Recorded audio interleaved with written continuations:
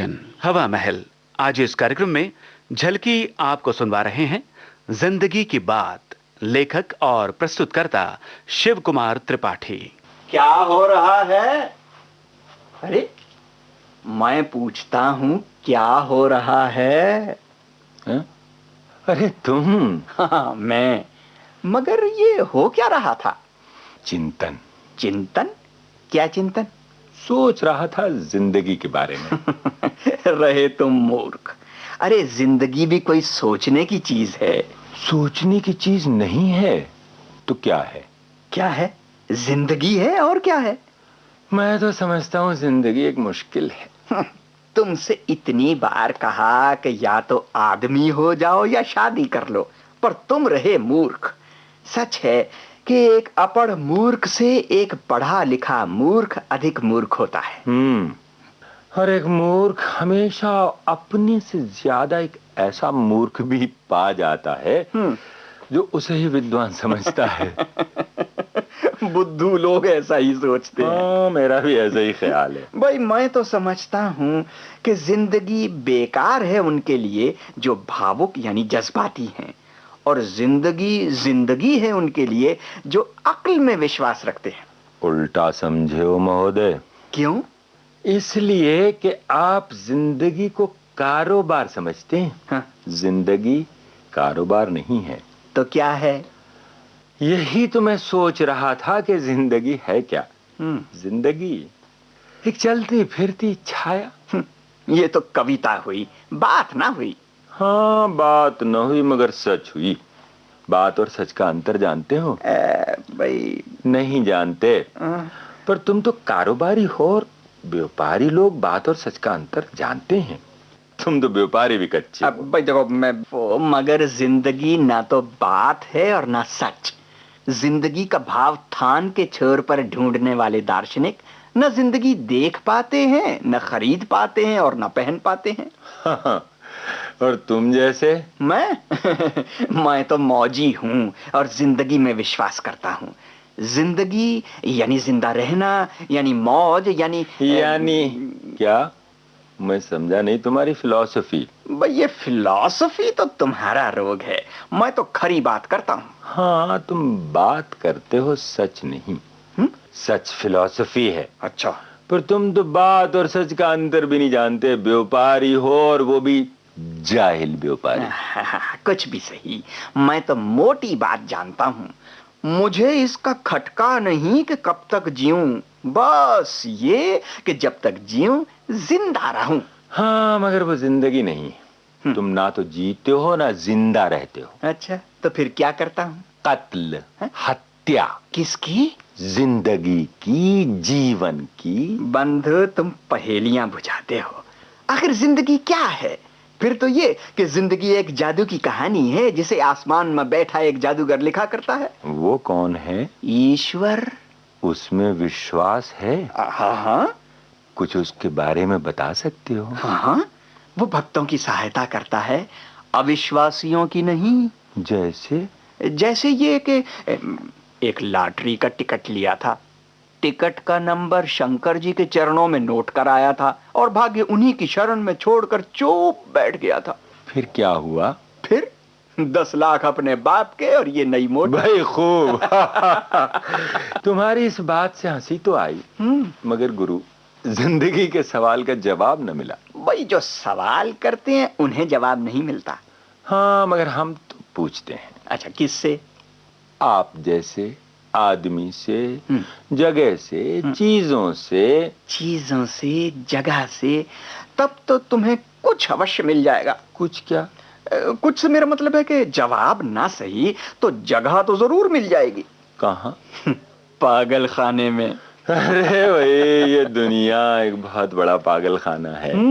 इसे छोड़कर एक छोटे से पागल खाने में कौन जाएगा? मगर बंधु, तुम अपने कारोबार से होशियार रहना। अच्छा।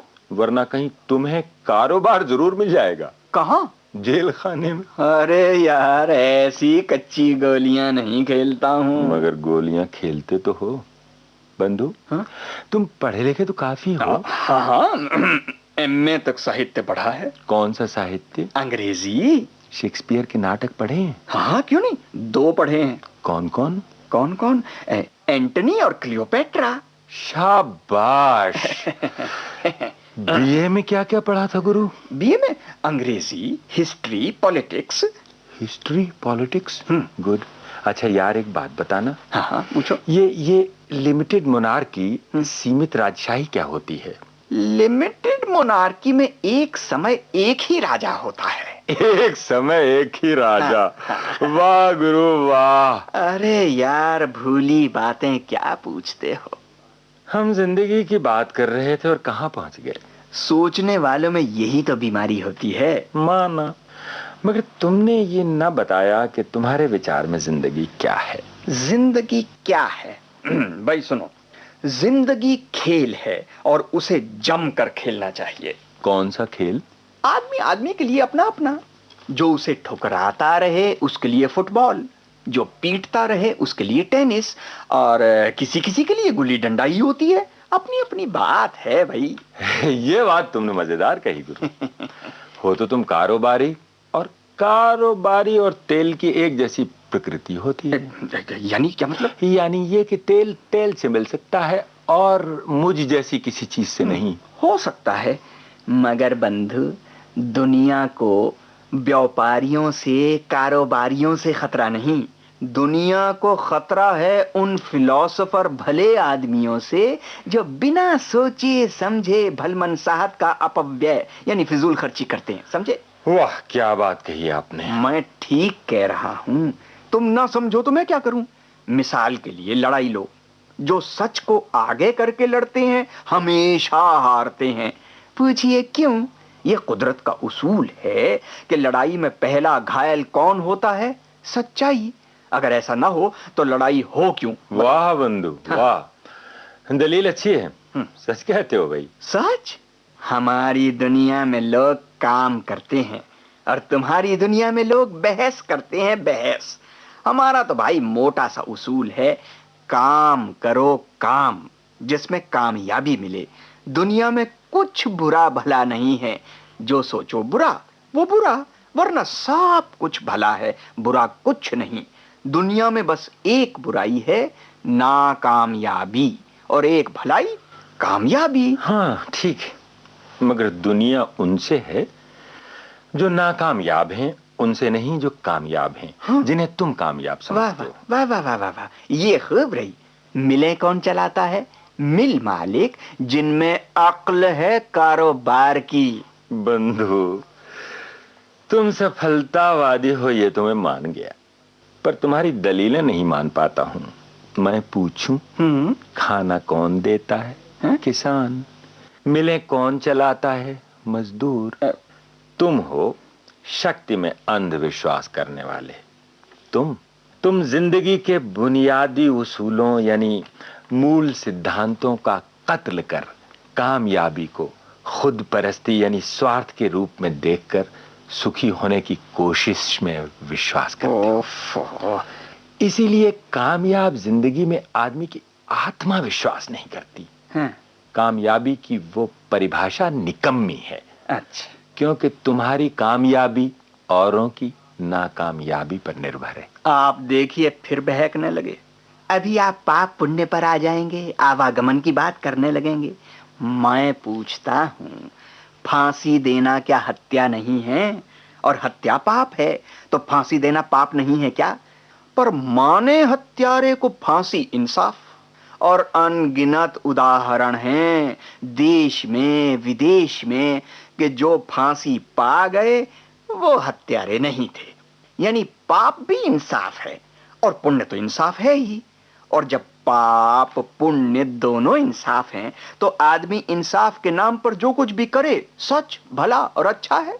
यानी पाप भी पुण्य है यदि वो इंसाफ के नाम पर किया जाए। पाप कुछ नहीं, पुण्य कुछ नहीं, जो है सो इंसाफ का नाम। अनजाने की गांठ पंडित जी और मौलवी साहब बांध देते हैं, वो भी गलत। क्योंकि दो अनजान इंसानों को बांध देना इंसाफ नहीं है। दोनों बेइंसाफियां हैं, दोनों अन्याय हैं, दोनों पाप हैं। फिर भी पता नहीं क्यों यही दो ढंग हैं। ये उसको ढकोसला कहते हैं और वो इसको। अब आदमी क्या करे, या तो कुंवारा रहे या दो में से एक ढकोसला अपनाए। इस तरह हम तो भैया ये जानते हैं, जैसी बहे बयार पीठ तब तैसी दीजिए। ठीक है मित्र, फिर भी न पाप पुण्य है और न पुण्य पाप। हाँ। न नर नारी है न नारी नर, न सच झूठ है न झूठ सच, और न दिन रात है न रात दिन। और यूं समझें तो सच ये है कि आदमी दो तरह का होता है। हाँ। और कामयाबी भी दो तरह की होती है। कैसे? एक असली हाँ। और एक नकली। अच्छा। असली यानी रूहानी कामयाबी, रूहानी वो है जो शरीर और आत्मा को लोहे या चांदी के बाटों से नहीं तोलती। और इसी तरह नकली यानी दुनियावी कामयाबी, वो जो शरीर और आत्मा को नीति के बाटों से नहीं तोलती। तो शरीर और आत्मा की इच्छाओं में संतुलन चाहिए। गुरु वो संतुलन शारीरिक और मानसिक यानी जिस्मानी और रूहानी कामयाबियों की छीना झपटी से इधर उधर होता रहता। अच्छा। तुम सिर्फ कामयाबी चाहते हो, हम नहीं। नहीं, हम भी कामयाबी चाहते हैं। अच्छा। पर आत्मा का मोल देकर नहीं। बस यही बात है। इसलिए हम सोचते हैं तुम अमल पसंद हो, कामयाब हो, शायद सुखी भी हो। हम सोचते हैं नाकामयाब नहीं है, दुखी भी नहीं है। अच्छा।